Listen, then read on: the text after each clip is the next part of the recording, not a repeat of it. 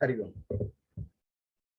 ಇವರ ಪ್ರೆಸೆಂಟೇಶನ್ ಬಗ್ಗೆ ಉಳಿದವರು ಒಂದೆರಡು ವಾಕ್ಯಗಳಲ್ಲಿ ನಿಮ್ಮ ಅಭಿಪ್ರಾಯ ತಿಳಿಸಿ. ಸುಮನಾ ಭಗಿನಿಯವರು ಪ್ರೆಸೆಂಟೇಶನ್ ಚೆನ್ನಾಗಿ ಮಾಡಿದ್ರು, ಆದ್ರೆ ಶ್ಲೋಕಗಳನ್ನ ಓದ್ಬೇಕಾದ್ರೆ ಒಂದ್ ಸ್ವಲ್ಪ ತಡವರಿಸಿದ್ರು ಅಷ್ಟೇನೆ. ಇನ್ನೊಂದ್ ಸ್ವಲ್ಪ ಅವರು ಓದಿ ಪ್ರಾಕ್ಟೀಸ್ ಮಾಡ್ಕೊಂಡ್ರೆ ಅನುಕೂಲ ಆಗುತ್ತೆ ಅನ್ನೋದು ನನ್ನ ಅಭಿಪ್ರಾಯ. ಮತ್ ಬೇರೆ ಎಲ್ಲ ಇಂಟ್ರೊಡಕ್ಷನ್, ಕಾಳಿದಾಸನ ಕವಿ ಪರಿಚಯ ಅದೆಲ್ಲ ಕೊಟ್ಟಿದ್ದು ತುಂಬಾ ಚೆನ್ನಾಗಿತ್ತು ಅಂತ ನಾನು ಹೇಳಲು ಇಚ್ಛಿಸ್ತಾ ಇದ್ದೇನೆ. ಧನ್ಯವಾದ ಭಗಿನಿ.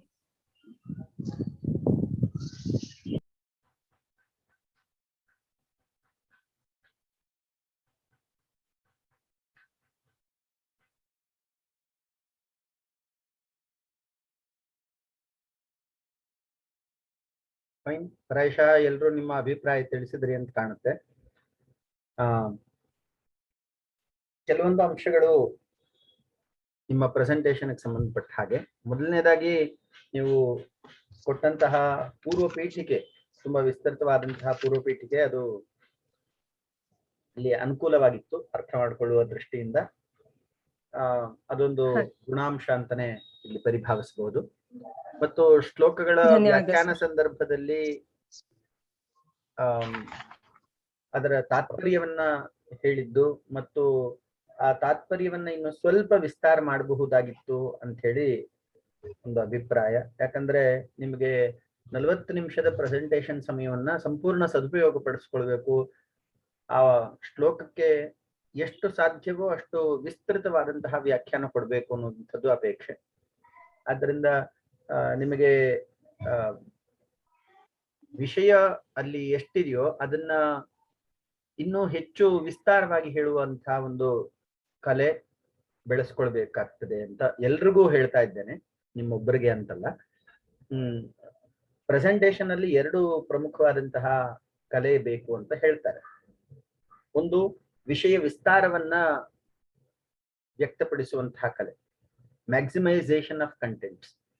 ನಿಮಗೆ ಗೊತ್ತಿರುವಂತ, ಈಗ ಉದಾಹರಣೆಗೆ ಒಂದು ಶ್ಲೋಕ ಇರ್ತದೆ ಅಂತ ಇಟ್ಕೊಳ್ಳಿ. ಒಂದು ಶ್ಲೋಕವನ್ನೇ ವಿಸ್ತೃತವಾಗಿ ಅನೇಕರು ವ್ಯಾಖ್ಯಾನ ಮಾಡ್ತಾರೆ. ಇದು ವಿಸ್ತಾರ. ಇದು ಇನ್ನು ಎರಡನೇದು ಸಂಕ್ಷೇಪ. ಪ್ರಿಸೈಸ್ ಆಗಿ ಅಥವಾ ನಿಖರವಾಗಿ ನಿರ್ದಿಷ್ಟವಾಗಿ ಒಂದು ವಿಚಾರವನ್ನ 1 ನಿಮಿಷದಲ್ಲಿ ಅಥವಾ ನಿರ್ದಿಷ್ಟ ಕಾಲದಲ್ಲಿ ಹೇಳುವಂಥದ್ದು. ಹೀಗೆ 2 ಅಂಶಗಳನ್ನ ನಾವು ಸ್ವಲ್ಪ ಗಮನ ಇಟ್ಟು ಪ್ರಯತ್ನ ಮಾಡ್ತಾ ಹೋದ್ರೆ ನಮಗೆ ಅದು ಸಾಧ್ಯ ಆಗ್ಬಹುದು. ಸೊ ಒಂದೇ ಶ್ಲೋಕವನ್ನ, ಈಗ ಉದಾಹರಣೆಗೆ ಅತ್ಯುತ್ತರಸ್ಯಾಂ ದಿಶಿ ದೇವತಾತ್ಮ, ಮೊದಲನೇ ಮಂಗಲ ಶ್ಲೋಕ. ಈ ಬರೀ ಮಂಗಲ ಶ್ಲೋಕವನ್ನೇ ಇಟ್ಟುಕೊಂಡು ತುಂಬಾ ವಿಸ್ತಾರವಾಗಿ ವ್ಯಾಖ್ಯಾನ ಮಾಡುವವರಿದ್ದಾರೆ. ಸೊ ಇದೊಂದು ಕಲೆ, ಇದೊಂದು ಸಾಮರ್ಥ್ಯ, ಇದನ್ನ ನಾವು ಬೆಳೆಸ್ಕೊಳ್ಬೇಕಾಗ್ತದೆ. ಆದ್ದರಿಂದಲೇ ಇದಕ್ಕೆ ಸಂಪೂರ್ಣವಾಗಿ ವೇದಿಕೆಯನ್ನ ಸೃಷ್ಟಿ ಮಾಡಿದೆ. ಮತ್ತು ಈ ಸೆಮಿನಾರ್ ಇರುವಂತಹ ಮುಖ್ಯ ಉದ್ದೇಶ ನಿಮ್ಮ ವಾಕ್ ಪ್ರತಿಭೆಯನ್ನ ಪ್ರದರ್ಶನ ಮಾಡಲಿಕ್ಕೆ ಒಂದು ಒಳ್ಳೆಯ ಅವಕಾಶ ಅಂತ ಭಾವಿಸ್ಬೇಕು.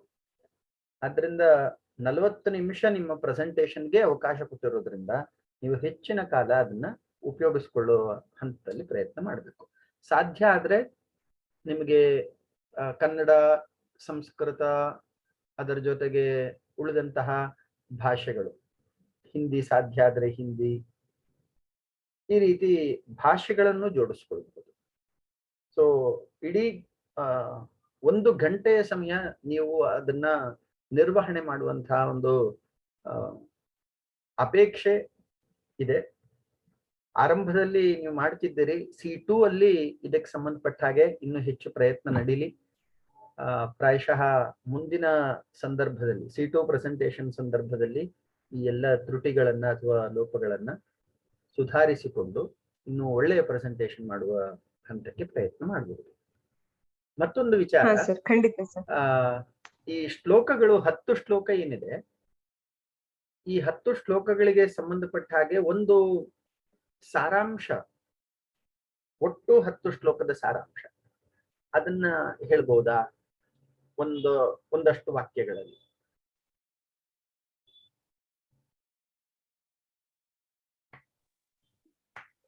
ಹಾ ಸರ್, ಪ್ರಯತ್ನ ಪಡ್ತೀನಿ.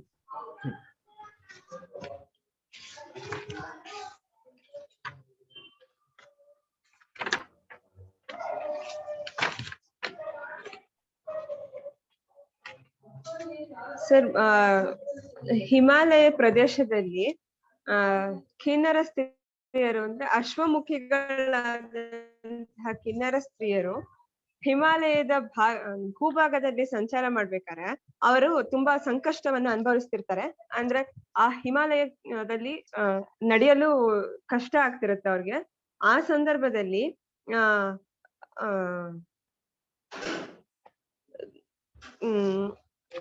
ಅವರ ದೇಹ ಅಲ್ಲಿನ ಖಿನ್ನತೆ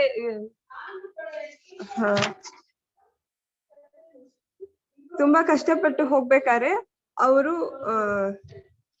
ಅದನ್ನ ಹೋಗ್ತಿದ್ರು ಅನ್ನೋದನ್ನ ಮೊದಲನೇ ಶ್ಲೋಕದಲ್ಲಿ ನೋಡ್ಬೋದು. ಎರಡನೇದ್ರಲ್ಲಿ ಹಿಮಾಲಯ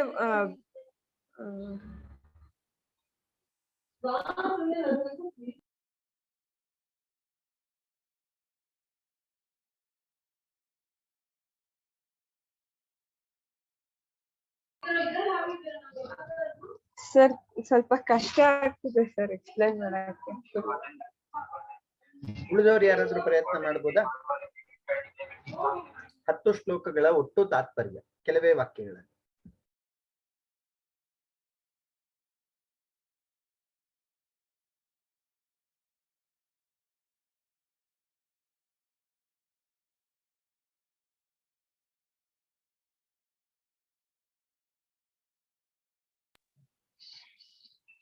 ಸರ್ ನಾನ್ ಹೇಳ್ತೇನೆ. ಹಿಮಾಲಯ ಪರ್ವತದಲ್ಲಿ ಅಂಧಕಾರ ಇರುತ್ತೆ. ಆ ಅಂಧಕಾರಕ್ಕೆ ಎದುರುಕೊಂಡು ಕ್ಷುದ್ರ ಜಂತುವಿಗೆ ಎದುರುಕೊಂಡು ಅಂಧಕಾರ ಹಿಮಾಲಯವನ್ನು ಪ್ರವೇಶ ಮಾಡಿದಾಗ ಆ ಹಿಮಾಲಯ ಅಂಧಕಾರಕ್ಕೂ ಆಶ್ರಯವನ್ನ ಕೊಡುತ್ತೆ. ಹಾಗೆ ಚಮರಿ ಮೃಗದ ಕಲ್ಪನೆಯನ್ನು ಇಲ್ಲಿ 13ನೇ ಶ್ಲೋಕದಲ್ಲಿ ಕವಿ ಕಲ್ಪಿಸ್ಕೊಂಡಿದ್ದಾರೆ. ಆ ಚಮರಿ ಮೃಗದ ಬಾಲ ಬಿಳಿಯ ಬಣ್ಣದ್ದಾಗಿದ್ದು ಅದು ತನ್ನ ಬಾಲವನ್ನು ಅಲ್ಲಾಡಿಸ್ತಾ ಇದ್ರೆ ಚಾಮರದ ತರ ಕಾಣ್ತಾ ಇರುತ್ತೆ. ಆ ತರ ಚಾಮರದ ಸೇವೆಯನ್ನು ಸಹ ಹಿಮಾಲಯಕ್ಕೆ ಚಮರಿ ಮೃಗದಿಂದ ಮಾಡಲ್ಪಡ್ತಾ ಇರುತ್ತೆ ಅಂತ ಇಲ್ಲಿ ಕವಿನು ಕಲ್ಪಿಸ್ಕೊಂಡು ಹೇಳ್ತಿದ್ದಾರೆ. ಮತ್ತೆ ಇಲ್ಲಿ 14ನೇ ಶ್ಲೋಕದಲ್ಲಿ ಕಿನ್ನರ ಸ್ತ್ರೀಯರು ಪರ್ವತ ಪ್ರದೇಶದಲ್ಲಿ ಸಂಚರಿಸ್ತಾ ಇರ್ಬೇಕಾದ್ರೆ ಅವರ ವಸ್ತ್ರಗಳು ಗಾಳಿಗೆ ಅಸ್ತವ್ಯಸ್ತ ಆಗುತ್ತೆ. ಅವರು ನಾಚಿಕೆಯಿಂದ ಅವರು ಮನೆಗೆ ಹಿಂದಿರುಗೋ ಸಮಯದಲ್ಲಿ ಜವನಿಕಾ ಅಂದ್ರೆ ಸ್ಕ್ರೀನ್ ಅನ್ನ ಸರಿಸ್ಕೊಂಡು ಒಳಗಡೆ ಹೋಗ್ತಾರೆ. ಅವರು ಆ ತಣ್ಣನೆಯ ಅಂದ್ರೆ ಅವರ ವಸ್ತ್ರಗಳು ಅಸ್ತವ್ಯಸ್ತವಾಗಿದ್ದು ಅವರಿಗೆ ತುಂಬಾ ಲಜ್ಜೆಯನ್ನುಂಟು ಮಾಡುತ್ತದೆ ಅಂತ ಇಲ್ಲಿ ಕವಿ ಪರೋಕ್ಷವಾಗಿ ಕಿನ್ನರ ಸ್ತ್ರೀಯರನ್ನ ವರ್ಣಿಸಿ ಅವರ ವ್ಯಥೆ ಹೇಗಿರುತ್ತೆ ಅನ್ನೋದನ್ನ ಸಹ ಇಲ್ಲಿ ಹೇಳಿದ್ದಾರೆ.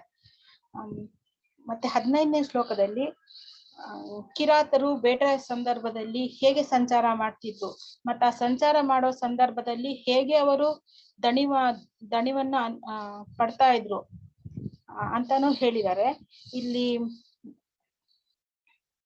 ಆ ಕಿರಾತರು ಬೇಟೆಯ ಸಂದರ್ಭದಲ್ಲಿ ಸೊಂಟದ ಭಾಗದಲ್ಲಿ ಗರಿಗಳನ್ನ ಕಟ್ಟಿಕೊಂಡಿರ್ತಾರೆ. ಅವು ಗಾಳಿಗೆ ಸಂಚರಿಸ್ತಾ ಇರ್ಬೇಕಾದ್ರೆ ಅವರಿಗೆ ಗಾಳಿಯನ್ನುಂಟು ಮಾಡ್ತಾ ಇರುತ್ತದೆ. ಮತ್ತೆ ಗಂಗೆಯು ಹರಿದು ಬರ್ತಾ ಇರಲು ಅದರ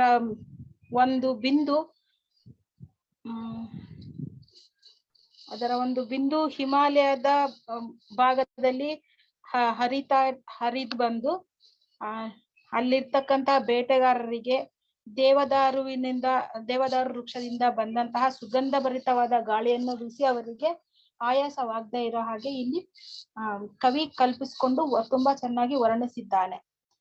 ಮತ್ತು 14ನೇ ಶ್ಲೋಕದಲ್ಲಿ ಸಪ್ತ ಮಹರ್ಷಿಗಳು ಅವರು ಉಪಾಸನೆಗೋಸ್ಕರ ಕುಳಿತುಕೊಂಡಿರುವಂತಹ ಸಂದರ್ಭದಲ್ಲಿ ಆ ಸರೋವರದಲ್ಲಿರ್ತಕ್ಕಂತಹ ಕಮಲವನ್ನು ಸೂರ್ಯ ಹೇಗೆ ಅರಳಿಸ್ತಾ ಇದ್ದ, ತನ್ನ ತೀಕ್ಷ್ಣವಾದ ಕಿರಣಗಳಿಂದ ಸೂರ್ಯದೇವನು ಅಂತಹ ಕಮಲಗಳನ್ನು ಅರಳಿಸ್ತಾ ಇದ್ದ. ಅವರು ಅದನ್ನ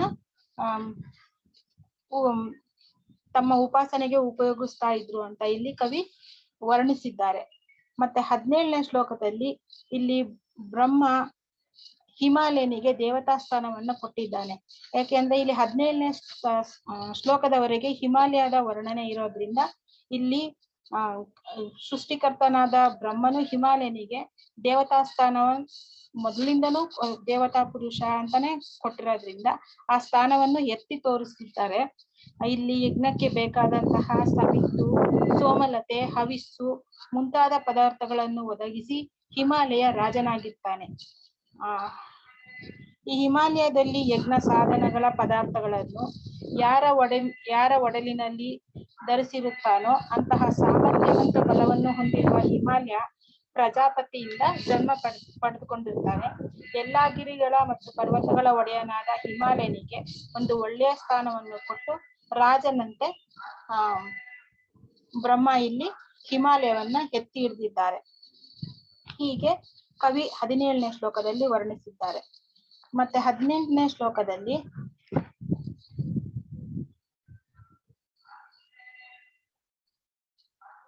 ಹಿಮಾಲಯ ಮೀನಾ ಅನ್ನಂತಹ ಕನ್ಯೆಯೊಂದಿಗೆ ವಿವಾಹವಾಗ್ತಾನೆ. ಈ ಕನ್ಯೆ ಪಿತೃದೇವತೆಗಳ ಮಾನಸ ಪುತ್ರಿಯಾಗಿರ್ತಾಳೆ. ಎಲ್ಲರಿಂದಲೂ ಪೂಜಿಸಲ್ಪಟ್ಟಂತಹ ಮೀನಾ ಎಂಬ ಕನ್ಯೆಯನ್ನು ಹಿಮಾಲಯನು ವರ್ಸಿರ್ತಾನೆ. ಅಂದ್ರೆ ಇಲ್ಲಿ ಹಿಮಾಲಯ ಅಂದ್ರೆ ಬರೀ ಮಂಜುಗಡ್ಡೆಯ ಪರ್ವತ ಅಲ್ಲ, ಆ ಹಿಮಾಲಯ ಅನ್ನೋದು ಒಂದು ಜೀವಿ ಅನ್ನೋದನ್ನ ಇಲ್ಲಿ ಕವಿ ತೋರ್ಸಿದ್ದಾರೆ. ಮೇರು ಪರ್ವತದ ಮಿತ್ರ ಅಂತಾನೂ ಸಹ ಇದನ್ನ ಕರೀಬಹುದು. ಮತ್ತೆ ಹಿಮಾಲಯನಿಗೆ ಅನುಕೂಲವಾದಂತಹ ಮತ್ತೆ ಶೀಲವಂತಿಯಾದ ಕನ್ಯೆಯೊಂದಿಗೆ ಹಿಮಾಲಯನ ವಿವಾಹವಾಗುತ್ತದೆ ಅನ್ನೋದನ್ನ ಕವಿ ಇಲ್ಲಿ ಸ್ಪಷ್ಟವಾಗಿ ವಿವರಿಸಿದ್ದಾರೆ. ಇದಾದ ನಂತರ 19ನೇ ಶ್ಲೋಕದಲ್ಲಿ ಇವಾಗ ಮೀನಾ ಮತ್ತೆ ಹಿಮಾಲಯ ಇವರಿಬ್ಬರ ವಿವಾಹದ ನಂತರ ಅವರ ದಾಂಪತ್ಯ ಸುಖ ತುಂಬಾ ಜೀವನ ನಡೀತಾ ಇರುತ್ತೆ. ಅಂತ ಸಮಯದಲ್ಲಿ ಇವರಿಬ್ಬರು ಯೌವನದಿಂದ ಕಂಗೊಳಿಸ್ತಾ ಇರ್ತಾರೆ. ಇಂತಹ ಸ್ವಲ್ಪ ಸಮಯದ ನಂತರ ಮೇನಕೆಯು ಗರ್ಭವನ್ನು ಧರಿಸುತ್ತಾಳೆ ಅನ್ನೋದನ್ನ ಇಲ್ಲಿ ಕವಿ ಸ್ಪಷ್ಟವಾಗಿ ವಿವರಿಸಿದ್ದಾರೆ. ಮತ್ತೆ 20ನೇ ಶ್ಲೋಕದಲ್ಲಿ ಮೀನಾ ಎಂಬ ಕನ್ಯೆಗೆ ನಾಗವಧು ಎಂಬ ಕನ್ಯೆಯೊಂದಿಗೆ, ಮೀನಾ ಎಂಬ ಕನ್ಯೆ ಅಂದ್ರೆ ಇವಾಗ ಹಿಮಾಲಯನ ಪತ್ನಿಯಾದ ಪತ್ನಿಗೆ ಮೈನಾಕ ಅಂತ ಮಗ ಜನಿಸ್ತಾನೆ. ಆ ಮಗ ನಾಗವಧು ಅಂತ ಕನ್ಯೆಯೊಂದಿಗೆ ವಿವಾಹವಾಗ್ತಾನೆ ಅನ್ನೋದನ್ನ ಇಲ್ಲಿ ಹೇಳಿದ್ದಾರೆ. ಮತ್ತೆ ಈ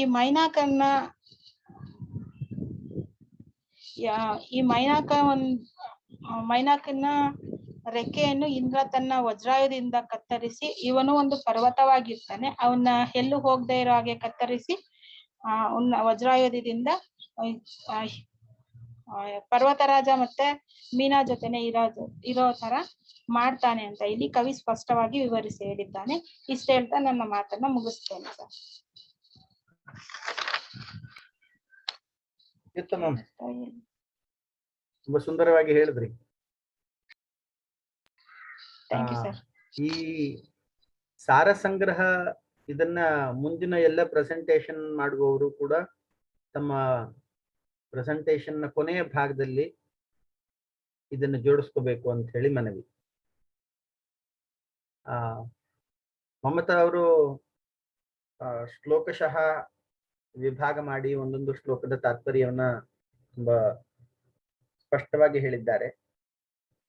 ಈ ರೀತಿ ಒಟ್ಟು 10 ಶ್ಲೋಕಗಳ ಸಂಪೂರ್ಣ ಸಾರ ಕೆಲವೇ ವಾಕ್ಯಗಳಲ್ಲಿ ಮುಂದಿನ ನಿಮ್ಮ ಪ್ರೆಸೆಂಟೇಶನ್ ಸಮಯದಲ್ಲಿ ಕೊನೆಯಲ್ಲಿ ಒಂದು ಜೋಡಿಸ್ಕೊಳ್ಳಿ ಅಂತ ಹೇಳಿ ಹೇಳ್ತೇನೆ. ಮತ್ತಿನ್ನೊಂದು ಅಂಶ, ಇಲ್ಲಿ 17ನೇ ಶ್ಲೋಕದಲ್ಲಿ ಯಜ್ಞಾಂಗ ಯೋನಿತ್ವಮವೇಕ್ಷಯಸ್ಯ ಅನ್ನುವಂತಹ ಶ್ಲೋಕದಲ್ಲಿ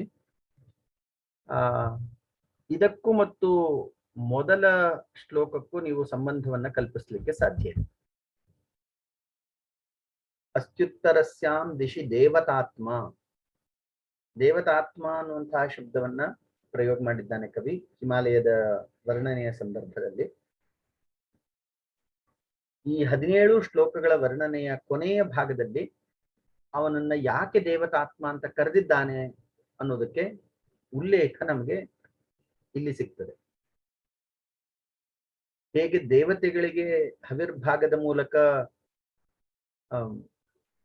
ಅವರ ಗೌರವ ಸಮರ್ಪಣೆಗೆ ಯೋಗ್ಯರಾಗಿರ್ತಾರೋ ಅದೇ ಥರನೇ ಹಿಮಾಲಯನೂ ಕೂಡ ಸೃಷ್ಟಿಕರ್ತನಿಂದ ದೇವತಾ ಸ್ಥಾನವನ್ನ ಪಡ್ಕೊಂಡಿದ್ದ ಮತ್ತು ಹವಿರ್ ದ್ರವ್ಯಗಳನ್ನು ಅವನು ಒದಗಿಸ್ತಾ ಇದ್ದ. ಈ ಎಲ್ಲ ಕಾರಣಕ್ಕೋಸ್ಕರ ಅವನು ದೇವತಾತ್ಮ. ಅಲ್ಲಿ ಮೊದಲನೆಯ ಶ್ಲೋಕದಲ್ಲಿ ದೇವತಾತ್ಮ ಅಂತ ಹೇಳಿ ಉಲ್ಲೇಖ ಮಾತ್ರ ಮಾಡಿರ್ತಾನೆ ಕವಿ. 17ನೇ ಶ್ಲೋಕದಲ್ಲಿ ಅದರ ಸಂಪೂರ್ಣ ವಿಸ್ತಾರವನ್ನ ನಾವು ನೋಡಬಹುದು. ಯಜ್ಞಾಂಗ ಯೋನಿತ್ವಂ ಅವೇಕ್ಷಯಸ್ಯ ಸಾರಂ ಧರಿತ್ರೀ ಧರಣಕ್ಷಮಂಚ ಪ್ರಜಾಪತಿ ಕಲ್ಪಿತ ಯಜ್ಞ ಭಾಗಂ ಶೈಲಾಧಿಪತ್ಯಂ ಸ್ವಯಂ ಅನ್ವತಿಷ್ಠತೆ. ಸೊ ಈ ರೀತಿಯ ಅಂಶಗಳು, ಸೂಕ್ಷ್ಮಾಂಶಗಳನ್ನ ಸಾರಿ Mother, can you repeat the reason mentioned in 16th, in 17th shloka? That is the last shloka in the series of Himalayas description. So in 17th shloka he says Himalaya is providing all the necessary materials for the performance of yajna. Because of this reason he is given the status of gods, so that as the gods are receiving ahuti from the people and they get empowered by those ahutis, similarly Himalaya is also entitled to have the share of the ahuti. In the first shloka the poet says astyuttarasyam dishi devatatma. Devatatma is the key word there, and he just mentioned the word, but he did not provide any suitable evidence to it in the first shloka. Of course, in the 17th shloka he substantiated his pratigna with detailed reasons. So first and 17th shloka pratigna we can see in first shloka, and even at upasamhara we can find the substantiation of pratigna very suitably done by the poet. How Himalaya is considered as devatatma, this can be linked with the first shloka. Ataha prajapatihi kalpita yajna bhagam. Ataha prajapatihi etasmai हिमालयाय यज्ञ भागं कल्पितवान्. सः अपि यथा अन्ये देवाः देवताः जनैः दत्तं यज्ञभागं हविरूपेण स्वीकुर्वन्ति, तथैव एषः अपि हविंषि स्वीकर्तुम् अर्हः योग्यः वर्तते इति देवतात्मा इति शब्दस्य तत्र उल्लेखः कृतः, अत्र विस्तारः दृश्यते. कवीनां महाकवीनां वचसि गूढार्थः भवति इति बहुत्र उल्लेखः अस्ति. एवं गूढार्थाः अस्माभिः अन्वेष्टव्याः. What is so special about this shloka? If we have this pertinent question at every shloka, we will come out with one or the other answers.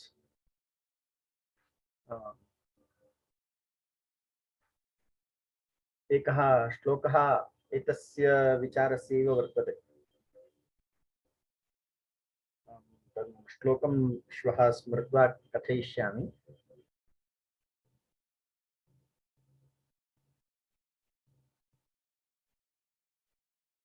यत्तत् प्रसिद्धावयवातिरिक्तं विभाति लावण्यमिव अङ्गनासु इति उत्तरभागः. यत्तत् प्रसिद्ध अवयव अतिरिक्तं विभाति लावण्यमिव अङ्गनासु. यथा नारीणां सौन्दर्यं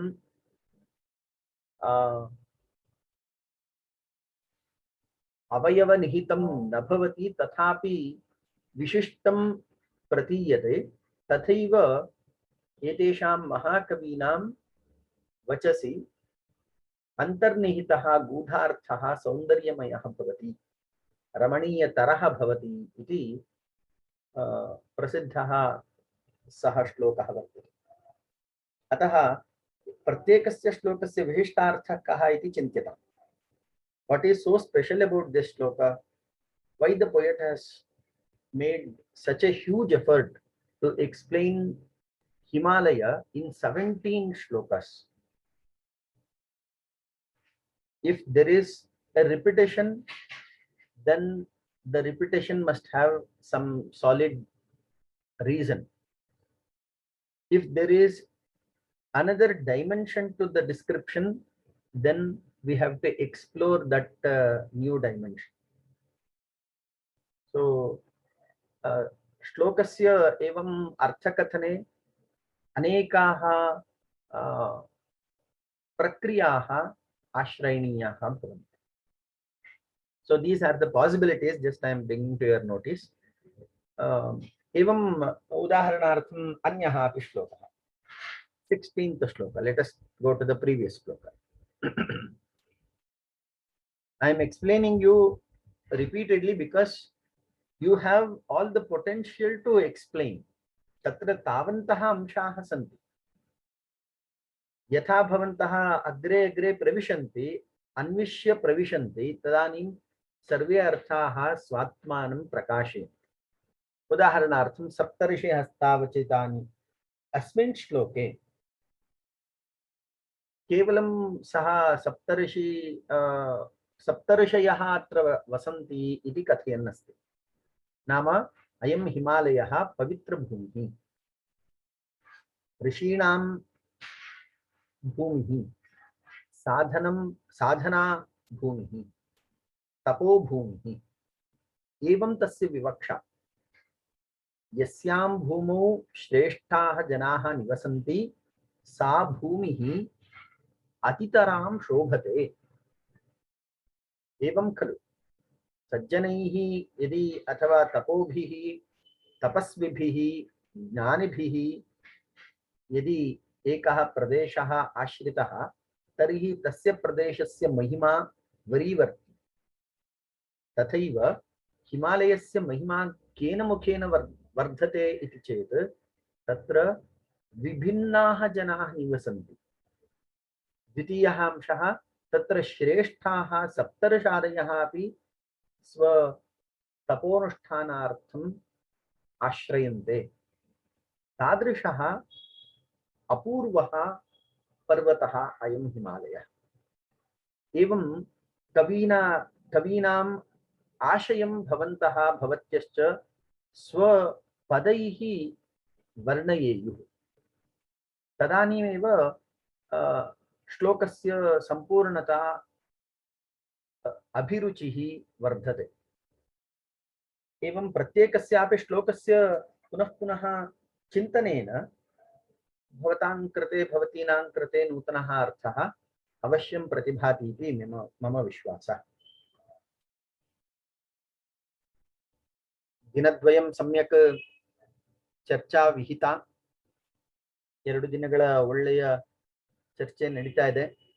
ಒಂದೊಂದು ಹಂತಕ್ಕೂ ಕೂಡ ಅನೇಕರ ಪ್ರತಿಭೆ, ಉದಾಹರಣೆಗೆ ಮಮತಾ ಅವರ ನಿನ್ನೆಯ ಮತ್ತು ಇವತ್ತಿನ ಅರ್ಥ ವಿಶ್ಲೇಷಣೆ, ಸಾರ ಸಂಗ್ರಹ ತುಂಬಾ ಸುಂದರವಾಗಿತ್ತು. ಮತ್ತು voluntary participation, that is more important. I really appreciate her for taking active participation even in the class and in the discussion. So that is worthy of appreciation, and all of you have got particular talents. This is the stage to demonstrate your talents. Please take it in that sense and make use of this opportunity. That is why I am repeating these words. एवं मुक्त अवसराः भवेयुः यत्र वादः विवादः संवादः जायेत. So here today we had a very good participation, and if the next 4 participants or next 4 presentations have gone one step ahead of previous presentations, it will be very great. I look forward to such presentations in the days to come. सोमवासरे कस्याः वर्तते? ज्योति ಅಥವಾ ಅಗ್ರಿಮ ಮುಂದಿನ ದಿನಗಳಲ್ಲಿ ಒಂದಷ್ಟು ಗುಣಾಂಶ ವೃದ್ಧಿ ಆಗಲಿ ಅನ್ನುವಂಥದ್ದು ಮಾತ್ರ ಅಪೇಕ್ಷೆ. ನಿನ್ನೆಯ ಕಥನ ಸಂದರ್ಭದಲ್ಲಿ ಕನ್ನಡದ ಗಾದೆಯನ್ನು ಸ್ವಲ್ಪ ತಪ್ಪಾಗಿ ಹೇಳಿದ್ದೇನೆ. ಮಾತು ಬೆಳ್ಳಿ, ಮೌನ ಬಂಗಾರ. ಅದರಿಂದ ಅದು ಪರಿಷ್ಕಾರ ಆಗ್ಬೇಕಾಗಿತ್ತು. ಅದು ಇಲ್ಲಿ ಆದ್ರೆ ಈ ಗಾದೆ ನಮಗೆ ಇಲ್ಲಿ ಅನ್ವಯ ಆಗ್ಬಾರ್ದು. ಇಲ್ಲಿ ಮೌನ ಬೆಳ್ಳಿ, ಮಾತೆ ಬಂಗಾರ. ಆದ್ದರಿಂದ ಇಲ್ಲಿ ನೀವು ಹೆಚ್ಚೆಚ್ಚು ಮಾತಾಡಬೇಕು, ಭಾವನೆಗಳನ್ನು ವ್ಯಕ್ತಪಡಿಸ್ಬೇಕು. ಹಾಗೆಯೇ ಸರಿ ತಪ್ಪುಗಳು, ನಾನು ಹೇಳಿದ ಮಾತ್ರಕ್ಕೆ ಅದು ಸರಿ ಅಂತಲ್ಲ, ನನ್ನ ಮಾತನ್ನು ವಿಮರ್ಶೆ ಮಾಡ್ಬೋದು. ಸೊ ಇದು ಮುಕ್ತವಾದಂತಹ ವೇದಿಕೆ ಅಂತ ಪರಿಭಾವಿಸಿ, ಮತ್ತು ಹೆಚ್ಚು ಪ್ರೆಸೆಂಟೇಷನ್ ಮಾಡುವವರು ಹೆಚ್ಚಿನ ಕಾಲ ತೆಗೆದುಕೊಂಡು ಈ 1 ಗಂಟೆಯನ್ನು ಅವರೇ ನಿರ್ವಹಣೆ ಮಾಡಬೇಕು. ನಾನು ಇಲ್ಲಿ ಪ್ರವೇಶ ಮಾಡಬಾರ್ದು ಅನ್ನೋದೇ ನನ್ನ ಅಪೇಕ್ಷೆ. ಮುಂದಿನ ದಿನಗಳಲ್ಲಿ ಅದು ಸಾಕಾರ ಆಗಲಿ ಅಂತೇಳಿ ಚಿಂತಿಸ್ತಾರೆ. ಖಂಡಿತ ಸರ್, ಮುಂದೆ ಪ್ರಯತ್ನ ಪಡ್ತೀನಿ. महोदय, एकः संशयः. हा. Can we interact with in between the presentation? It's up to the presenter.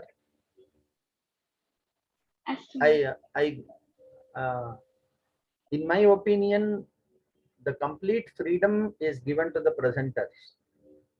If they wish, you can. If they want all the questions and discussions to be held at the end of the presentation, that is that the presenter's decision is to be followed. So presenter has full freedom. He or she can take any kind of decisions. This can also be worked out after every shloka. After 3 shlokas, you can have presentations. There is absolutely no restrictions in terms of presentation. You can have your own way and style of doing presentations with more creativity, involvement, and innovative thinking. Fine. ಏನಾದರೂ ಹೇಳಲಿಕ್ಕಿದೆಯಾ? ಹಾ sir, ಏನಿಲ್ಲ sir. Fine. ಇವತ್ತಿನ ಚರ್ಚೆಯನ್ನು ಇಲ್ಲಿಗೆ ನಿಲ್ಲಿಸ್ಕೊಳ್ಳೋಣ. ಸೋಮವಾರ ಮತ್ತೆ ಭೇಟಿಯಾಗೋಣ 3 ಗಂಟೆಗೆ. ಫೈನಲ್ ಇಯರ್ಸ್ ಅವ್ರಿಗೂ ನಾನು ಆಮಂತ್ರಣ ಕೊಟ್ಟಿದ್ದೇನೆ. ಇವತ್ತು ನಾಗೇಂದ್ರ ಸರ್ ಬಂದಿದ್ದಾರೆ. ಈ ತರ ಅವರ ಸಹಭಾಗಿತ್ವವೂ ಇರ್ಲಿ ಅಂತ ಹೇಳಿ ಅವ್ರಿಗೂ ಆಹ್ವಾನ ಕೊಟ್ಟಿದ್ದೇನೆ. ಅವರು ಬಂದ್ರು ಇನ್ನು ಒಂದೊಳ್ಳೆಯ ಚರ್ಚಾಕೂಟ ಆಗಬಹುದು ಅಂತ ಹೇಳಿ ಅವರನ್ನು ಕರೆಯಲಾಗಿದೆ. Fine. See you on Monday. ಧನ್ಯವಾದ ಸರ್. ಧನ್ಯವಾದ. ಧನ್ಯವಾದ ಸರ್.